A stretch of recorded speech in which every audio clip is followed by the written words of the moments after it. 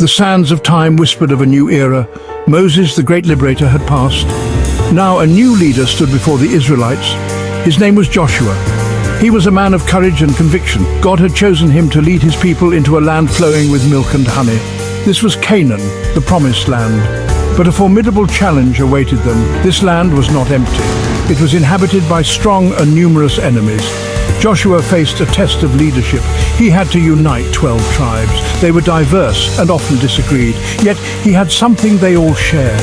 It was an unshakable faith in the God of Abraham, Isaac, and Jacob. God had promised them this land, and God, they believed, would deliver it into their hands. The stage was set for an epic journey. It would be a journey of faith, courage, and divine intervention. The Israelites stood poised on the brink of the Jordan River. This was the gateway to Canaan. Their hearts pounded with anticipation. They had wandered the desert for 40 long years. Now, finally, they were about to enter their inheritance. Their destiny awaited. Jericho, a city of might. Its walls, imposing and formidable, seemed impenetrable. It was a symbol of resistance. It stood between the Israelites and their destiny. How could they possibly conquer such a stronghold? God gave Joshua a most unusual battle plan. There would be no battering rams, no catapults, no swords drawn. Instead, for 6 days, the Israelites were to march silently around the city. With them, they were to carry the Ark of the Covenant, a symbol of God's presence. And on the 7th day, they were to march 7 times around the city. Then they were to blow their trumpets and shout with all their might. The people obeyed. Their faith was put to the test. Could such an unorthodox strategy really work? On that 7th day, as the trumpets blared and the people roared, something miraculous happened. The walls of Jericho came crashing down. The earth trembled and the very foundations of the city shook. The impossible had happened. Faith had triumphed over fear. Obedience had brought victory.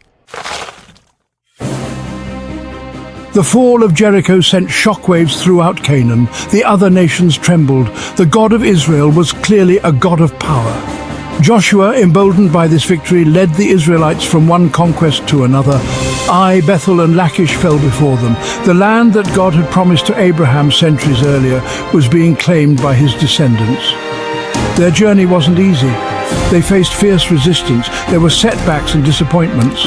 At Ai, they suffered a defeat. Pride had crept into their hearts. It was a stark reminder that victory came not by their might, but by God's grace. Through it all, Joshua remained a beacon of faith. He reminded the people of God's promises. He encouraged them to stay true to the covenant.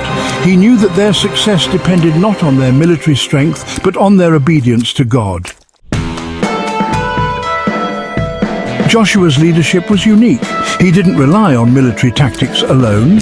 He sought divine guidance. He consulted the Lord before every battle. He carefully followed the instructions given to him.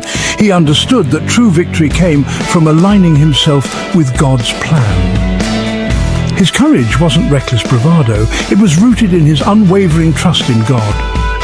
Even when the odds seemed insurmountable, he never wavered. He knew that God was with him.